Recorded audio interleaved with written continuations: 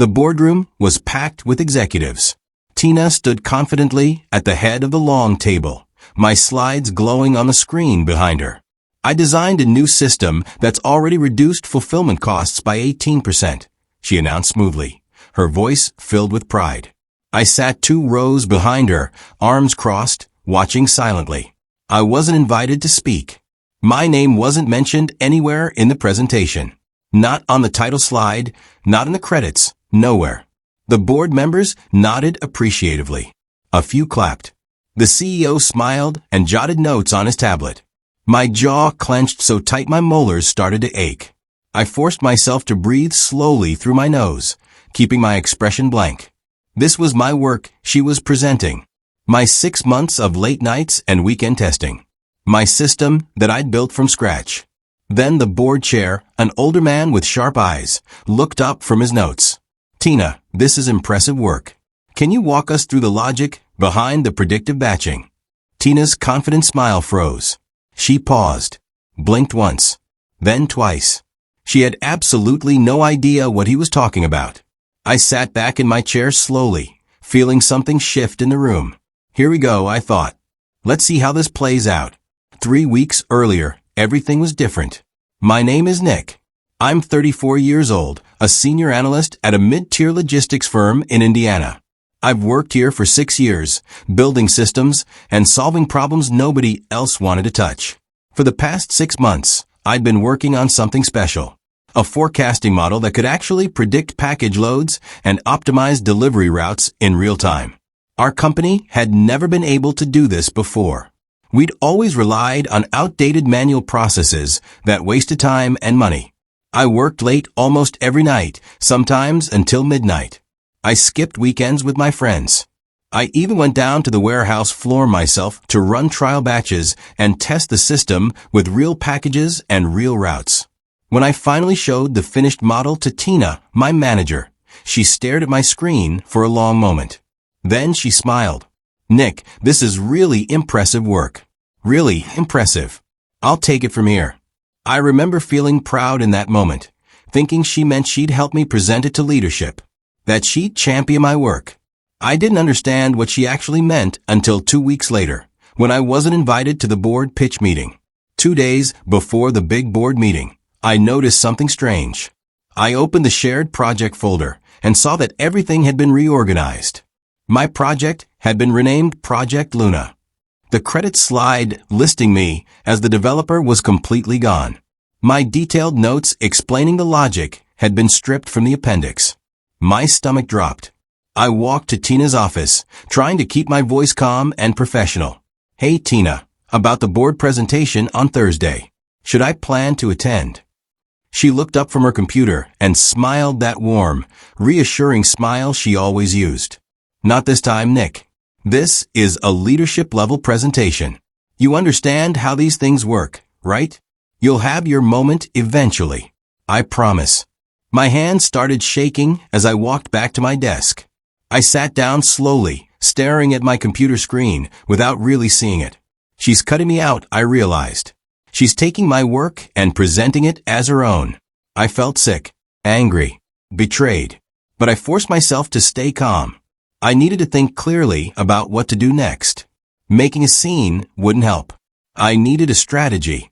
That afternoon, I decided to confront her directly but gently. I knocked on her office door again. Tina, can I ask you something? You're not planning to take credit for the forecasting system, right? I mean, we'll clarify that I built it. She actually laughed. A light, dismissive laugh that made my blood run cold. Nick, don't be so dramatic. This is a team effort. We all contribute. That's how companies work. But I'd already seen the email. The one she'd forwarded to the VPs yesterday. I'd been copied by accident, then quickly removed from the thread. In it, she clearly stated that she had developed the new logistics system. Not my team developed. Not Nick developed. Just I developed. That was the exact moment I knew for certain. This wasn't a misunderstanding about corporate hierarchy. This wasn't about her presenting on behalf of the team. She wasn't trying to promote me or support my career. She was replacing me, erasing me, stealing my work and making it hers. I didn't get angry. Not visibly anyway. I just nodded quietly, thanked her for her time, and walked back to my desk. But inside, everything had changed. I got quiet, and I started planning.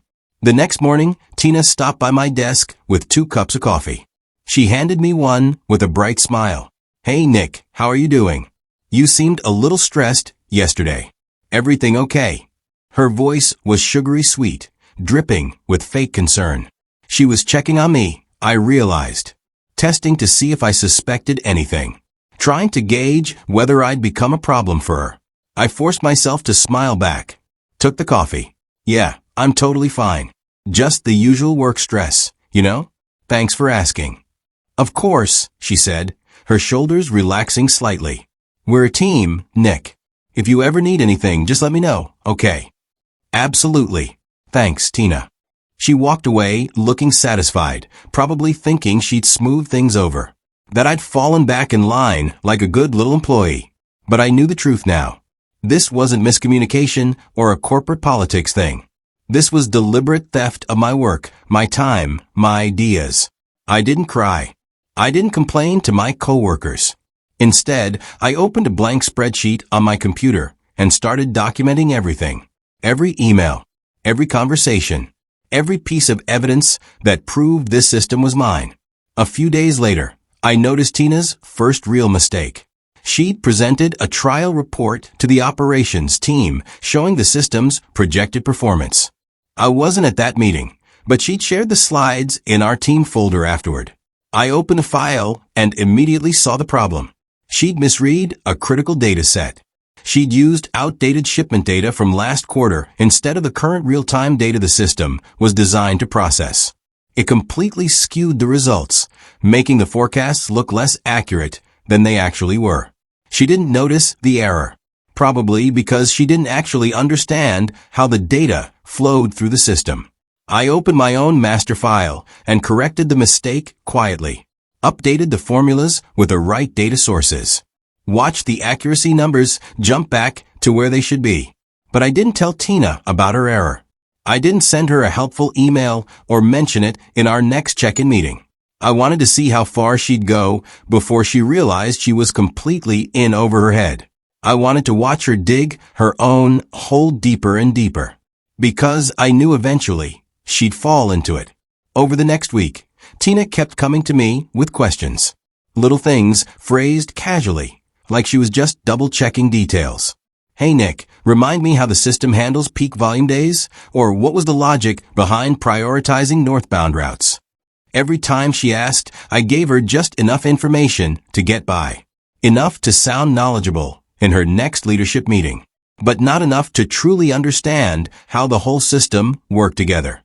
I'd explain one piece without connecting it to the others. I'd give her the what without the why. She thought I was being helpful, that I'd accepted my role as her support person. She probably thought I was back in line, no longer questioning her authority. But really, I was feeding her rope, letting her think she understood my work when she barely scratched the surface. She started using my exact phrases in her presentations to the VPs. I'd say dynamic load balancing in our morning stand-up, and by lunch she'd have written an email using those exact words to describe the system. She didn't know what they actually meant. She was just copying my language, like a student who memorizes answers without understanding the concepts. I started keeping a document tracking every instance. Date, time, what I told her, how she'd repeated it. The pattern was becoming undeniable. Then I decided to plant a breadcrumb. During a routine project update, I sent a brief email to the VP of Logistics. I blind copied him on a technical note that read, "FYI, I've updated the predictive batching formula to include real-time exceptions for weather delays and traffic patterns." No long explanation. No request for acknowledgement. Just a simple, factual update. But I wanted him to see my name attached to the technical work. I wanted him curious about who was actually building these updates. I wanted the leadership team watching more closely. The VP replied within an hour. "Thanks for the update, Nick. Looking forward to seeing this in action." Short and professional. But the seed was planted. He now knew I was doing active development work on the system. Not Tina. Me. I didn't tell Tina about the email. I just waited to see if it would come up. If he'd mention it to her, and she'd have to explain why her supposed system was being updated by someone else. 2 days later, nothing had happened yet. But I knew the VP was paying attention now. And that's exactly what I wanted. People watching. People starting to wonder who was really behind Project Luna. The following week, Tina presented the Q3 performance numbers to the senior leadership team. I watched from my desk through the glass-walled conference room. She stood at the front, clicking through slides, pointing at charts and graphs. The model's performance hadn't been as strong as expected. The numbers were good, but not great. I knew exactly why. She was still using an outdated version of the system, the one with the data errors I'd found weeks ago. She hadn't implemented any of my recent updates. Then I saw a junior analyst named Kevin raise his hand. Through the glass, I couldn't hear the words, but I saw him ask a question. Tina's confident expression flickered. Later, Kevin told me what he'd asked. Did you include the override trigger for heavy freight shipments? That usually improves accuracy by about 6%. Tina had fumbled, paused, then said, of course.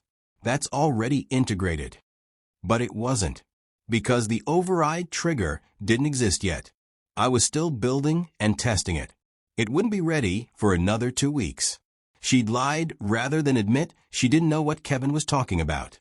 And anyone with technical knowledge could verify that the feature wasn't live yet. She was starting to crack under the weight of her own deception. The next morning, Tina cornered me in the office break room. I was pouring coffee when she walked in, closing the door behind her. Her smile was tight, her voice low and controlled. Nick, we need to talk. You changed something in the system, didn't you? I turned slowly, keeping my face neutral. I update the model every week. That's part of the normal maintenance cycle. It's how I keep the accuracy improving. Her jaw tensed. You need to run those changes by me first. I can't present accurate information to leadership if you're making updates without telling me. The updates are documented in the shared folder, I said calmly. Everything's time-stamped and logged. That's not the point. Her voice got sharper. We need to stay aligned, Nick. I shouldn't be surprised by technical changes when I'm in front of the VPs. What she really meant was, stop making me look stupid. Stop exposing the fact that I don't understand your system. But I just nodded. Sure, Tina. I'll keep you more informed. She studied my face for a moment, trying to figure out if I was being genuine or passive-aggressive. Then she smiled again, the tension melting into fake warmth. Great. We're a team, remember? Absolutely, I said. But we both knew the dynamic had shifted. She was worried now. Worried that her lack of knowledge would be exposed. And she should be worried, because it absolutely would be. That night, I stayed late at the office. The building was quiet, just the hum of computers and the distant sound of the cleaning crew vacuuming. I opened my email inbox and started digging through 6 months of messages. Every original draft of my project proposal. Every Slack conversation where I'd explained the technical architecture. Every email where I'd sent Tina updates and she'd responded with vague acknowledgments. I found the very first message, dated 8 months ago, where I'd pitched the idea to Tina. Subject line, proposal for predictive logistics system. My name in the from line. My signature at the bottom. Her reply had been short. Interesting concept. Let's discuss further. Not, I've been thinking about this too. Not, let's collaborate on this. Just acknowledgement that I'd brought the idea to her. I archived everything into a folder on my desktop. Organized it by date. Added screenshots showing file creation timestamps. Included the code repository showing every commit I'd made, all tagged with my username. I labeled the folder Insurance, because I had a feeling I'd need it soon. When the board meeting happened, when everything came to a head, I'd be ready with proof that this system was mine from day one. Meanwhile, Tina was busy building her public image. She started posting regularly on LinkedIn about the project. Photos of our team gathered around computer screens with captions like, "Proud to lead this brilliant group of minds on our new logistics overhaul." She'd snap pictures during our meetings, always positioning herself at the center, looking engaged and visionary. The comments would pour in from her network, such inspiring leadership, and can't wait to hear more about this innovation. She posted articles about supply chain optimization and tagged herself as a thought leader in logistics technology. But here's the thing, she didn't know how any of it actually worked. She'd never written a single line of code in her life. She couldn't explain the difference between a regression model and a neural network if her career depended on it. Yet the likes kept rolling in. Hundreds of people congratulating her on her brilliance, her strategic vision, her technical acumen. It made me sick to watch. But I also saw it for what it was, evidence. Public evidence that she was claiming credit for work she couldn't explain. Every post was another piece of rope. One afternoon, Maria, one of our interns, pulled me aside in the hallway. She looked uncomfortable, like she wasn't sure if she should tell me what she was about to say. Nick, I probably shouldn't mention this, but... She glanced around to make sure no one was listening. I overheard Tina talking to one of the VPs yesterday. She said you're good at execution, but you can't see the big picture. That you're tactical, but not strategic. I felt anger flash through my chest, but I forced myself to laugh it off. Did she really say that? Maria nodded, looking sympathetic. I just thought you should know. It felt wrong. Thanks for telling me, I said. I appreciate it. After she walked away, I stood there for a moment, processing what I'd just learned. Tina wasn't just stealing my work. She was actively undermining my reputation, painting me as a limited technical worker who needed her strategic vision to be effective. That was her fatal flaw. She was underestimating me completely. I'd never been the type to make noise or seek attention. I just built things quietly, solved problems methodically, and let my work speak for itself. But I was watching everything, documenting everything. And when the right moment came, the truth would speak louder than any of her lies. The next week, I decided to plant another seed. During a team meeting with several VPs present, I casually dropped a comment about future enhancements. Once we integrate the auto-scaling batch feature, the system should stabilize even during peak holiday volumes. I'm running early tests on it now. Tina's eyes lit up. She jumped in immediately. Yes, exactly. The auto-scaling is a critical component of the architecture. It's going to be a game changer. The VP of Operations raised his eyebrows, looking interested. We're adding auto-scaling functionality? That wasn't in the last roadmap update I saw. I smiled politely. It's still an early testing phase. Should be ready to demonstrate in a few weeks. Tina nodded enthusiastically, like she'd been involved in developing this feature from the start. But I could see a flicker of confusion in her eyes. She had no idea what I was actually talking about. The VP made a note on his tablet. Interesting. I'd like to see that demo when it's ready. After the meeting ended, Tina messaged me on Slack. Why didn't you tell me about the auto-scaling feature? I replied, just started working on it last week. Still ironing out some bugs. I'll keep you posted. The truth? There was no auto-scaling feature. Not yet. I'd made it up on the spot, just to test her.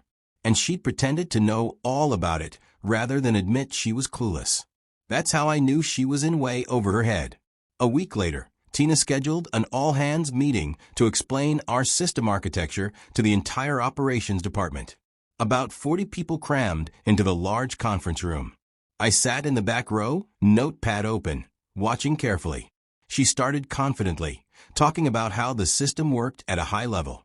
But within 5 minutes, she began using completely wrong terminology. She said batch waiting when she meant load prediction. She talked about route optimization algorithms without explaining what they actually optimize for. She used the phrase machine learning integration, even though our system didn't use machine learning at all. It used statistical regression models. My team members kept glancing back at me with confused expressions. Sarah, one of the senior analysts, caught my eye and mouthed, "What is she talking about?" I just shook my head slightly and said nothing. But everyone who actually worked with the system knew. They knew she was faking her way through the explanation. They knew the technical details were wrong. By the end of the meeting, I could see doubt spreading through the room. People weren't asking follow-up questions. They were just nodding politely and leaving quickly. The cracks in Tina's facade were becoming visible to everyone. 2 days later, I got called into HR. My stomach dropped when I saw the calendar invitation. The subject line just said, "Brief check-in." I walked into the HR office, trying to stay calm. The HR manager, Patricia, gestured for me to sit down. "Nick, thanks for coming in. I need to discuss a concern that was raised about the Project Luna development process." My heart pounded. "What kind of concern?" "Tina filed a report stating that you've been withholding critical project files and making it difficult for her to present accurate information to leadership. She says you're not being collaborative." I took a slow breath. Then I opened my laptop. I have documentation that might provide some context. I pulled up my insurance folder, showed Patricia every file version, every timestamp, every piece of communication. I walked her through the timeline of how I'd developed the system, how I'd shared everything with Tina from the beginning. Then I showed her the access logs. Tina has had full access to every file since day one. But if you check the logs, you'll see she's never actually opened most of them. She's never reviewed the technical documentation. Patricia studied the screen carefully, taking notes. After 20 minutes, she sat back. "This is very thorough, Nick. Thank you for providing this context." I closed my laptop. I'm happy to walk HR or anyone else through any piece of the system. I built it. I know every detail. Patricia nodded slowly. "I appreciate your transparency. We'll look into this further." They never asked me to explain myself again. But they definitely started asking Tina more questions. The board meeting was scheduled for Thursday morning. Final pitch for Project Luna. The presentation that would determine whether the company invested more resources into scaling the system. Tina didn't invite me to attend. She didn't even mention it during our weekly check-in. I only knew about it because I'd seen it on the company calendar. The day before the meeting, I stopped by her office. "Hey Tina, tomorrow's the big day, right? Let me know if you need any last-minute clarifications on the technical details." She looked up from her laptop with complete confidence, maybe even arrogance. "I've got it, Nick. Thanks though." "Sounds good. Good luck with the presentation." She smiled, turning back to her screen. "It'll go great. I've been preparing for weeks."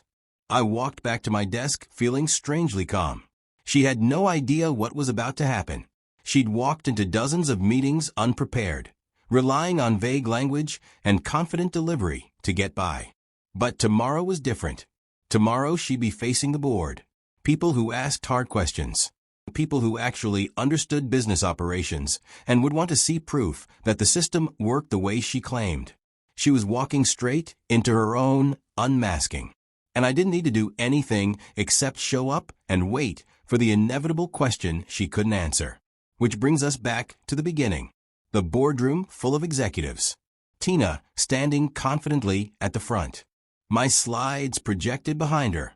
The board chair had just asked, "Can you walk us through the logic behind the predictive batching?" Tina blinked. Her confident smile wavered. She opened her mouth, then closed it. Her eyes darted to the slides, searching for an answer that wasn't written there. "The predictive batching it's based on data weights," she said slowly, her voice losing its earlier confidence. "We analyze various data points and weight them according to their relevance." That answer was technically correct, but completely meaningless. It was the kind of vague corporate speak that sounded good, but explained nothing. The board chair frowned slightly. "Yes, but which specific data points? And how do you determine the weighting?" Tina's face flushed. "Well, it's a complex algorithm that factors in multiple variables." Someone coughed. An uncomfortable silence filled the room. The VP of logistics, the one I'd been sending those breadcrumb emails to, turned in his chair. His eyes found mine in the back row. "Nick, could you jump in here? Walk us through the technical logic."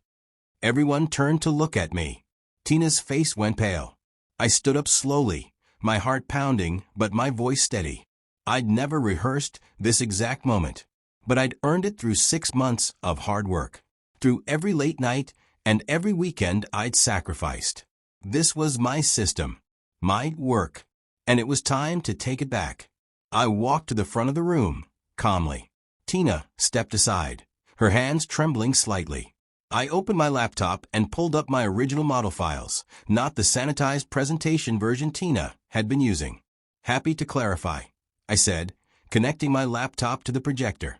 The board members leaned forward, watching my screen replace Tina's slides. The predictive batching logic updates in real time based on load volatility across all distribution centers.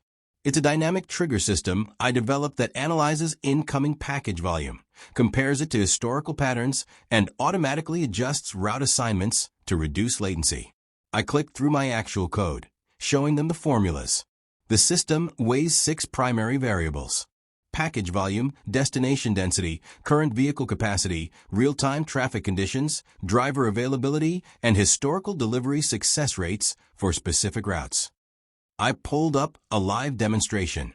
Here's what it looks like in action. This morning at 6 a.m., the system detected higher than normal volume coming into our Indianapolis hub. It automatically triggered a batch split, rerouting overflow packages to secondary vehicles and optimizing the departure schedule. The board was completely locked in. Questions started flying. How does it handle unexpected delays? The CFO asked. I showed them the exception handling protocols I'd built. What's the accuracy rate? Someone else asked. I pulled up the performance metrics. 94% accuracy on delivery time predictions. 18% reduction in fulfillment costs, like Tina mentioned.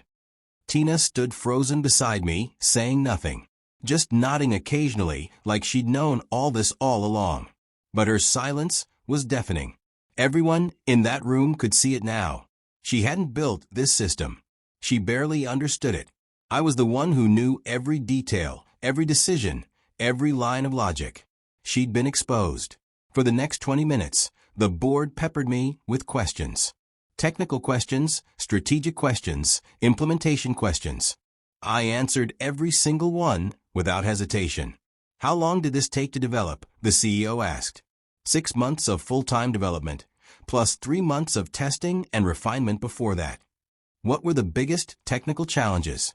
I explained the data integration problems I'd solved, the way I'd convinced the warehouse teams to try my trial batches, the iterative process of improving the accuracy. What's the roadmap for scaling this? I outlined the 3 phases I'd planned. The auto-scaling feature I'd mentioned in meetings. The integration with our customer tracking system. The expansion to all regional hubs. The VP of Operations smiled. Nick, this is exceptional work. Truly impressive innovation. The board chair nodded, making notes. Then he looked up at Tina, who was still standing awkwardly to the side. Tina, I have to ask, did Nick develop this system independently? The room went completely silent. Everyone waited for her answer. Tina's face was bright red. Her mouth opened, closed. Then she said quietly, Nick did most of the technical build. Yes. Most. The board chair's tone sharpened slightly. Or all of it? Another painful silence.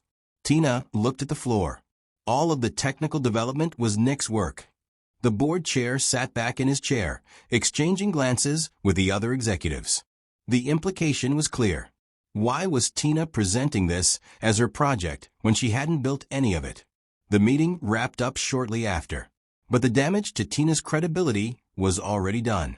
The board chair closed his notebook and looked directly at Tina. I'd like to request that all project documentation be submitted for review. Original files, development timeline, everything. I didn't wait to be asked. I opened my laptop and pulled up my insurance folder. I have comprehensive documentation here. Every version, every timestamp, every communication about the project from the initial concept to today. I handed my laptop to the board chair. He scrolled through the files, his expression growing more serious with each click. Tina's name wasn't on any of the original documents. Not on the project proposal. Not on the architecture designs. Not on the code repository. My name was on everything. The board chair looked up. Thank you, Nick. We'll review this thoroughly. The meeting ended awkwardly. Executives filed out, thanking me for the demonstration. A few stopped to shake my hand. Nobody spoke to Tina. I packed up my laptop and walked back to my desk, my hands still shaking from adrenaline. I just publicly exposed my manager in front of the entire board. I had no idea what would happen next, but I knew one thing. The truth was finally out. 3 hours later, I got an email notification. Tina's system access had been revoked. All of it. Her email, her file access, her security badge. At 4 p.m., I watched through the glass walls as she packed up her desk. An HR representative stood nearby, professional but firm. Tina didn't look at anyone as she walked out of the office carrying a small cardboard box. No goodbye announcement. No farewell email. She was just gone. A week later, HR called me in again. This time, Patricia wasn't alone. The VP of Logistics sat across from her, arms folded. Patricia spoke first. "Nick, we need to address a final claim Tina made before her departure. She stated that you deliberately sabotaged her presentation and withheld information to make her fail." I felt my stomach tighten. Even after everything, she was still trying to paint herself as the victim. But I was ready. I opened my laptop and pulled up my full documentation. Every email where I'd offered to help her. Every message where I'd shared updates. The access logs showing she'd had full visibility into all my work. "I have every receipt," I said calmly. I walked them through the entire timeline. Showed them how she'd removed my name from a project. How she'd never actually opened the technical documentation I'd shared. How she'd lied in meetings about features that didn't exist. The VP of Logistics studied the evidence carefully. Then he looked at Patricia and nodded. Patricia closed her folder. "Thank you, Nick. This clearly demonstrates what actually happened. We apologize for the way this situation was handled. It should never have gotten this far." Then she paused. "The executive team would like to offer you Tina's role. Director of Logistics Analytics. 30% salary increase, plus a team of 3 analysts reporting to you." I sat there stunned. "You're offering me her position? You've proven yourself more than capable. You deserve to be recognized and compensated appropriately." I thought about it for exactly 10 seconds. Then I said, "Thank you, but I have to decline." Both of them looked surprised. "Can I ask why?" "Because I don't want to stay somewhere that let this happen in the first place. I'd rather build something new, somewhere I'm valued from day one." I gave my 2 weeks notice the next day. The company offered me severance to consult for 3 months during the transition, which I accepted. I'd help train my replacement and make sure the system kept running smoothly. But I was done being an employee there. Done with the politics and the games and the managers who stole credit from their teams. I started my own consulting firm. Clean contracts. Fair credit for everyone's work.